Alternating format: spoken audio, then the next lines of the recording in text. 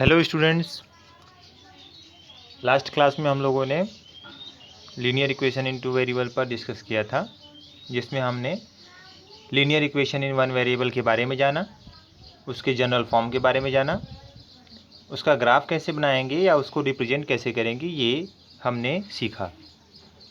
फिर linear equation in two variable किसे कहते हैं, उसका जनरल फॉर्म क्या होता है और हम किसी भी इक्वेशन को linear equation in two variable के रूप में कैसे लिख सकते हैं और कंपैरिजन करके ए बी और सी की वैल्यूज कैसे हम बता सकते हैं, ये हमने लास्ट वीडियो में सीखा था।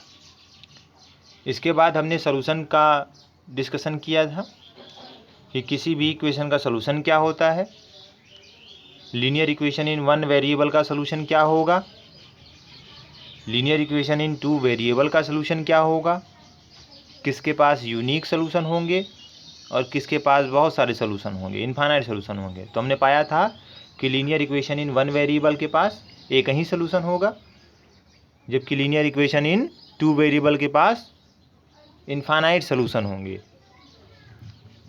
Linear equation in two variable के सॉल्यूशन कैसे होंगे, ऑर्डर पेयर में होंगे, एक्स और वाई टाइप के, क्योंकि दो वेरिएबल हैं तो दोनों की वैल्यू होगी और दोनों को ऑर्डर में लिखा जाएगा।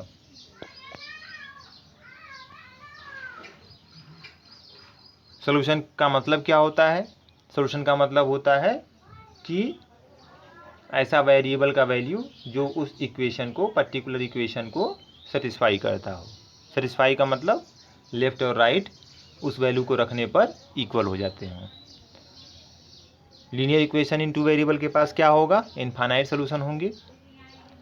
कुछ एग्जांपल्स हमने किए थे और ये एक जानकारी हासिल की थी कि अगर हमको तुरंत दो सॉल्यूशन चाहिए हो तो हम क्या कर सकते हैं, हम x बराबर 0 एक बार उस इक्वेशन में और अगली बार y बराबर 0 रख करके करस्पॉन्डिंग x और y की वैल्यूज निकाल लेंगे तो हमको दो पेयर मिलेंगे x और y के, जो कि दो सॉल्यूशन के रूप में काम करें। अब बात आती है बच्चों आज के टॉपिक की। तो आज का टॉपिक है graph of a linear equation in two variable. Linear equation in two variable का ग्राफ कैसे खींचा जाएगा, आज हम इसी पर डिस्कस करेंगे। तो जब भी हमको linear equation in two variable का ग्राफ खींचना होगा तो सबसे पहले हमको एक टेबल बनाना होगा। टेबल उस लीनियर इक्वेशन के सॉल्यूशंस का टेबल। अब सॉल्यूशन तो आप सभी जानते ही हो, एक्स वाई का पेयर जो बनता है, याद है ना, एक्स कॉमा वाई का जो पेयर बनता है उसका सॉल्यूशन। तो ऐसे सॉल्यूशंस का हमको एक टेबल बनाना पड़ेगा। उस टेबल में हम करेंगे क्या, इस तरह से वो हमारा टेबल होगा जिसमें यहाँ पर x लिखा जाएगा,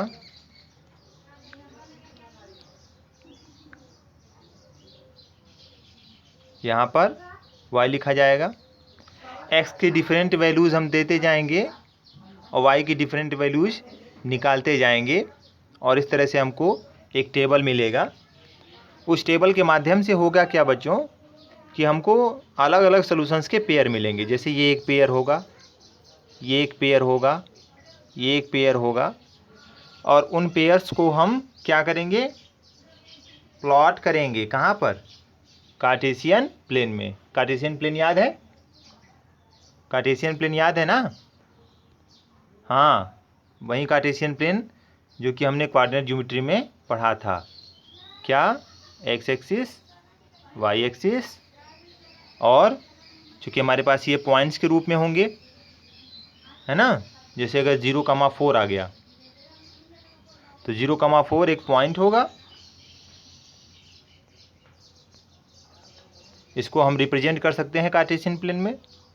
तो एक्स एक्सिस पर 0 और वाई एक्सिस पर 4, यानी ये पॉइंट कहाँ का होगा, वाई एक्सिस का होगा ये पॉइंट। इसी तरह से और भी पॉइंट्स हमको मिलेंगे, उन पॉइंट्स को हम इस पर दिखा करके, है ना, दिखा करके हम क्या कर सकते हैं, हम ग्राफ ड्रॉ कर सकते हैं तो हम ये देखेंगे, आगे चलेंगे अभी, तो हम ये देखेंगे कि जब हम ग्राफ ड्रॉ करेंगे linear equation in two variable का, तो वह एक स्ट्रेट लाइन मिलेगी। कार्टेशियन प्लेन में एक स्ट्रेट लाइन मिलेगी। तो यहाँ पर साफ साफ है, मैं फिर से एक बार रिवाइज कर रहा हूँ। क्या करना है हमको? सबसे पहले हमको उनके सॉल्यूशंस का एक टेबल बनाना है। फिर उसको क्या करना है? उनको प्लॉट करना है। किस पर? कार्टेशियन प्लेन पर। किसको प्लॉट करना होगा? उन पॉइंट्स को। एक एक पेयर को एक एक पॉइंट मानेंगे। ये पॉइंट ए होगा, ये पॉइंट बी होगा, इस तरह से। और फिर उन सारे कोऑर्डिनेट्स को हम जब ज्वाइन करेंगे तो हमको एक लाइन मिलेगी जो कि उस इक्वेशन को रिप्रेजेंट करेगी। कार्टेशियन प्लेन में उस इक्वेशन को रिप्रेजेंट करेगी। अच्छा, जो भी कोऑर्डिनेट इक्वेशन को सेटिस्फाई करेगा बच्चों, वो हमेशा क्या करेगा? उस लाइन पर लाई करेगा, हमेशा उस लाइन पर बैठा होगा। दूसरे शब्दों में इसी चीज़ को कहा जा सकता है कि उस लाइन पर जो भी पॉइंट होगा एक्स वाई के रूप में, किस लाइन की बात हो रही है? जिसको हमने ड्रॉ किया है। किसके माध्यम से? प्लॉटिंग, सॉल्यूशन के प्लॉटिंग के माध्यम से जिस लाइन को हमने ड्रॉ किया है इक्वेशन के लिए, तो उस लाइन पर जितने पॉइंट होंगे वो सभी एक सॉल्यूशन होंगे। किसके सॉल्यूशन होंगे? उस इक्वेशन के। तो तीसरी बात अपने आप क्लियर हो जाती है बच्चों कि इसका मतलब है कि जो पॉइंट उस लाइन पर नहीं होगा वो उस इक्वेशन का सॉल्यूशन नहीं होगा। तो हमने एक एग्जांपल लिया है। हमको इस इक्वेशन का सॉल्यूशन निकालना है और ग्राफ ड्रॉ करना है। 3x + 4y = 12। बहुत सिंपल एग्जाम्पल है। 3x + 4y = 12। इसका ग्राफ हमको ड्रॉ करना है। पीछे हमने नोटिस किया था ना, रिमार्क में, याद है कि नहीं? क्या कि हमको दो सॉल्यूशन तो तुरंत मिल सकता है। कैसे? एक बार x = 0 लेकर के और एक बार y = 0 लेकर के। और हम ये भी जानते हैं कि किसी स्ट्रेट लाइन को खींचने के लिए 2 पॉइंट पर्याप्त है, सफिशिएंट है। तो अगर हमको बहुत जल्दी सॉल्यूशन करना है या कहीं पर कंपैरिजन में बहुत जल्दी निकालना है तो हम तुरंत 2 पॉइंट निकाल करके और लाइन खींच सकते हैं। अदरवाइज हम जब भी एग्ज़ाम में करेंगे या कहीं बोर्ड के एग्ज़ाम में करेंगे तो हम कम से कम 3 या 4 पॉइंट लेंगे। जब मैं पॉइंट की बात करता हूँ तो मैं किसकी बात कर रहा हूँ? सॉल्यूशन की बात करता हूँ। उस इक्वेशन के 3 या 4 सॉल्यूशन हम लेंगे। फिलहाल मैंने 2 सॉल्यूशन को कंसीडर किया है। 2 सॉल्यूशन यानी एक बार x = 0 लेकर के, तो x = 0 जब रखेंगे इस इक्वेशन में बच्चों, तो y की वैल्यू कितनी आ जाएगी? 3 आ जाएगी। यहाँ पर देखो y की वैल्यू क्या आ गई है? 3। और अगली बार हमने क्या किया है? y = 0 लेकर के, तो जब हम y = 0 लेंगे तो हमारा x का वैल्यू कितना आ जाएगा? x का वैल्यू आ जाएगा 4। तो हमारे पास 2 पॉइंट बन रहे हैं। 2 पॉइंट कौन से? 0, 3। और ये कौन सा पॉइंट बन रहा है? 4, 0। 2 पॉइंट के माध्यम से हम स्ट्रेट लाइन ड्रॉ कर सकते हैं। और भी इक्वेशंस और भी ग्राफ आप सॉल्यूशंस ले सकते हैं। ये हमारा इक्वेशन है 3x + 4y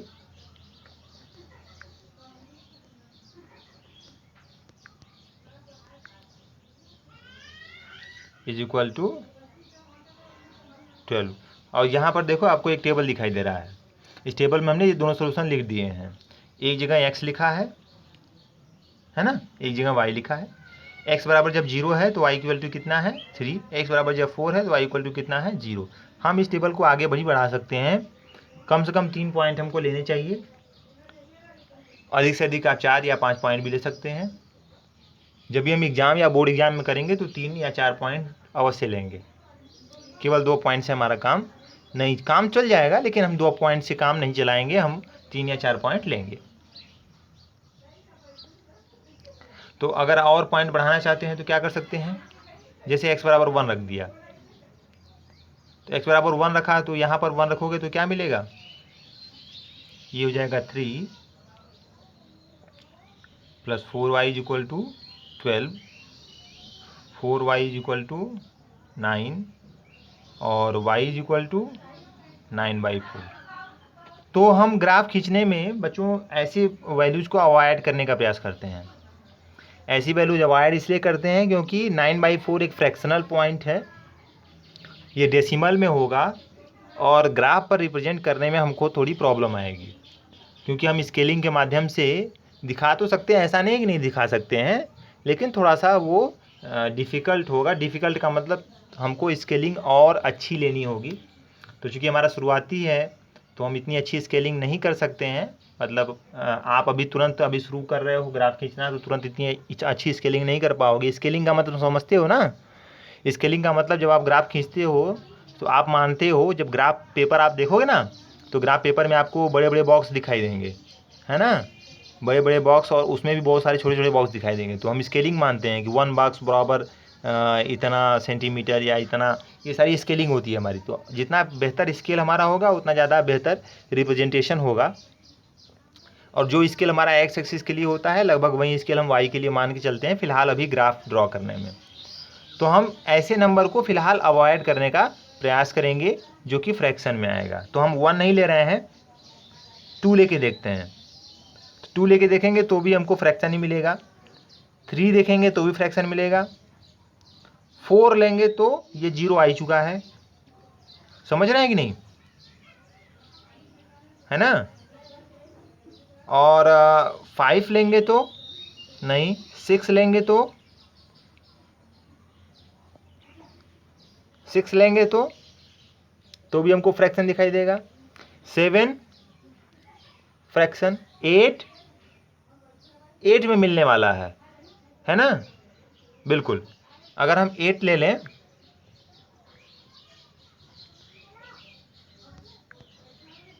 अगर 8 ले लें किसके बराबर, x इज इक्वल टू 8, तो ये हो जाएगा 24, 4y इक्वल टू 12, जो कि 4y बराबर देगा हमको कितना, -12, और y इज इक्वल टू कितना देगा हमको, -3। y इज इक्वल टू कितना मिल जाएगा, -3। तो ऐसे पॉइंट्स हम 3 4 जितना हमको ज़रूरत है, जितना हम बना सकते हैं बना लेंगे। और भी वैल्यूज ले सकते हैं, x की वैल्यू नेगेटिव भी ली जा सकती है, जरूरी नहीं कि पॉजिटिव ही लिया जाएगा। x की वैल्यू हम नेगेटिव भी ले सकते हैं, जैसे x इज इक्वल टू -4 ले लिया। तो जब x इज इक्वल टू -4 ले लिया तो y की जो वैल्यू होगी वो क्या मिल जाएगी हमको,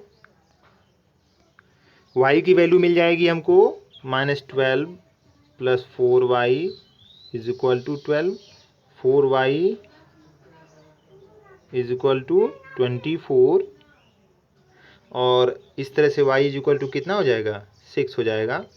तो हमको 6 मिलेगा। ठीक है, तो ज़रूरी नहीं है कि वो x की सारी वैल्यूज़ क्या हों, पॉजिटिव ही हों, हम नेगेटिव भी ले सकते हैं, और लेना चाहिए। कम से कम 1-2 वैल्यू जो होनी चाहिए वो आपकी क्या होनी चाहिए, नेगेटिव होनी चाहिए। इससे आपको लाइन ड्रॉ करने में कोई दिक्कत नहीं होगी और आप अच्छी लाइन ड्रॉ करोगे, अच्छा ग्राफ उसका ड्रॉ करोगे। ये बात ध्यान देने लायक है। तो इन सारे पॉइंट को कंसीडर करते हुए हम आगे बढ़ते हैं और हम ग्राफ ड्रॉ करने का प्रयास करते हैं। ये देखो बच्चों, ग्राफ मैंने ड्रॉ किया है, इस ग्राफ को आप देख पा रहे हो। तो चूंकि 2 सोल्यूशन मैंने लिया था, तो उस 2 सोल्यूशन के आधार पे हमने ग्राफ ड्रॉ किया है। पहला सोल्यूशन हमारा क्या था, पहला सोल्यूशन था हमारा 0 3, x बराबर 0 y बराबर 3, यानी जो पॉइंट बना वो पॉइंट कौन सा बना, वो पॉइंट बना 0,3। दूसरा सोल्यूशन क्या था, 4 0, तो इसका जो पॉइंट बनेगा वो पॉइंट क्या बनेगा, 4,0, और ये 4,0 0,3 के माध्यम से हम जब यहाँ प्लॉट करेंगे तो आप देखोगे कि पहला पॉइंट था 0,3, दूसरा पॉइंट था 4,0। 0,3 में x कोऑर्डिनेट 0 है। x कोऑर्डिनेट 0 होने का मतलब कि वो कहाँ पर लाई कर रहा होगा, y एक्सिस पर, जो कि साफ साफ आपको दिखाया गया है कि y एक्सिस पर वो पॉइंट लाई कर रहा है। ये स्केलिंग है। आप ग्राफ में जब ग्राफ ड्रॉ करोगे, और ग्राफ पेपर पे ही ड्रॉ करना ज़्यादा बेहतर होता है, तो आप देखोगे कि इसी तरह से बॉक्स दिखाई देंगे। ये बॉक्स आपको दिखाई दे रहा है छोटा छोटा, है ना, इसी तरह से बॉक्स दिखाई देंगे। तो इन बॉक्स में एक 1 बॉक्स बराबर क्या मान लिया गया है, 1 यूनिट। 1 बॉक्स बराबर क्या मान लिया गया है, 1 यूनिट। तो 1 यूनिट का मतलब कि जैसे ही एक बॉक्स खत्म होता है, अगले बॉक्स पर वो क्या हो जाएगा, 2 हो जाएगा। यहाँ पर एक बॉक्स बराबर 1 हुआ, अगले बॉक्स पर क्या हो जाएगा, वो 2 हो जाएगा, अगले बॉक्स पर वो 3 हो जाएगा। इस तरफ पॉजिटिव चलेंगे और इस तरफ क्या चलेंगे, निगेटिव, -1 -2, इस तरह से वो चलता जाएगा। और वही प्रक्रिया हमने किस पर लगाई है, वाई एक्सिस पर लगाई है। उस पर भी 1 बॉक्स बराबर क्या हो गया है, 1 हो गया है। तो इससे क्या होगा कि आपकी स्केलिंग अगर दोनों पर सेम है तो आपके जो लाइन होंगे वो क्या होंगे, बेस्ट होंगे। और फिर हम उनके माध्यम से एक अच्छी स्ट्रेट लाइन ड्रॉ कर सकते हैं, या यूँ कहें कि अच्छा हम ग्राफ ड्रॉ कर सकते हैं। तो इस तरह से ये हमने ग्राफ ड्रॉ किया है। अब हमने जो 2 पॉइंट निकाले थे, जरा उस पर भी विचार कर लेते हैं, देखते हैं कि वो पॉइंट इस पर लाई कर रहे हैं कि नहीं कर रहे हैं। तो हमारा जो पॉइंट था वो क्या था, हमारा पॉइंट था 8 -3, यानी x की वैल्यू 8 है, y की वैल्यू -3 है। जरा देखते हैं कि ये उस पर लाई करेगा क्या। 8 -3, x पर 8, बच्चों हमको क्या पॉइंट ड्रॉ करना था, 8 -3। तो 8 -3 अगर लिया जाए, कहाँ पर 8 आपको दिखाई दे रहा है क्या, यस, x एक्सिस पर 8। तो x एक्सिस पर 8 कहाँ है, यहाँ, है ना। और y एक्सिस पर -3 कहाँ है, यहाँ। अब देखो हम x एक्सिस पर चलें कहाँ तक, 8 तक, और फिर y एक्सिस के पैरेलल चलें कहाँ तक, -3 तक। तो देखो ये पॉइंट मिला, ये पॉइंट है कि नहीं है, ये वाला पॉइंट। तो ये पॉइंट हमारा लाइन पे लाई कर रहा है। तो अगर हम 3 पॉइंट लेते हैं तो भी हमको यही स्ट्रेट लाइन मिलेगी। ये जो स्ट्रेट लाइन आपको दिखाई दे रही है, यही स्ट्रेट लाइन मिलेगी। ये वाला पॉइंट भी इसी लाइन पर लाई कर रहा है। अगले पॉइंट को देखेंगे तो वो भी लाई करेगा। जैसे अगला पॉइंट हमारा क्या है, -4 6, -4 6 को देखो, तो हमारा जो पॉइंट बनता है वो क्या बनता है, -4, 6, x पर -4, y पर 6।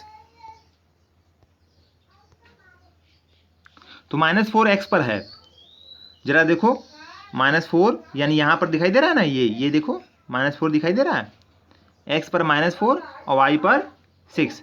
तो हम 0 से स्टार्ट करेंगे, ओरिजिन से, और ओरिजिन से स्टार्ट करके हम x पर पहले चले हैं -4 और y पर हमको चलना है 6।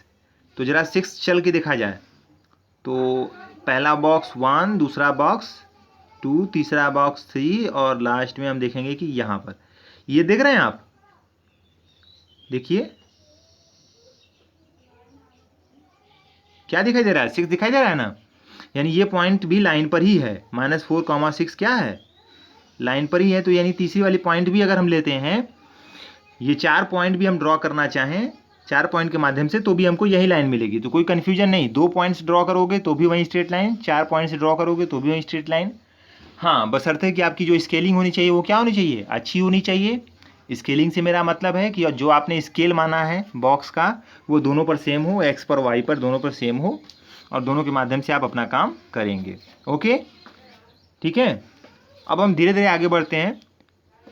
तो इस तरह से हमने ये जाना कि हम सॉल्यूशंस के माध्यम से, जो भी इक्वेशन आपको दिया रहेगा उसके सॉल्यूशंस हम स्वयं इंस्पेक्ट करके निकालेंगे। x की कुछ वैल्यूज लेंगे, उससे y की वैल्यूज निकालेंगे। ध्यान ये रखना है कि वो फ्रैक्शनल ना हो। फ्रैक्शनल का मतलब बच्चों, अब जैसे 9/2 आया था, हमने देखा था ना 9/2। अब 9/2 का मतलब क्या हुआ कि 9 और 10 के बीच में। तो 9 और 10 के बीच में जब हम जाएंगे तो हम इतना अच्छे से बीच में नहीं ना जा सकते हैं, जा सकते हैं, ऐसा नहीं कि नहीं जा सकते हैं, लेकिन थोड़ा सा कहीं ना कहीं अगर स्केलिंग हमारी अच्छी नहीं रहेगी तो गड़बड़ी हो सकती है ना।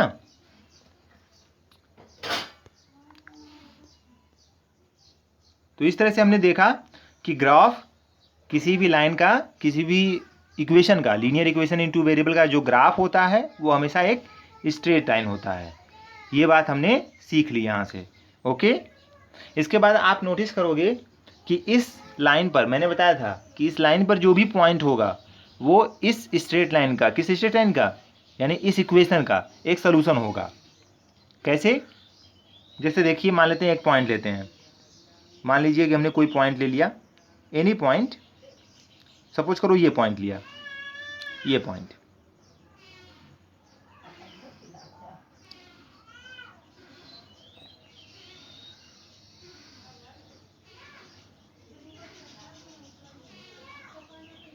ठीक है।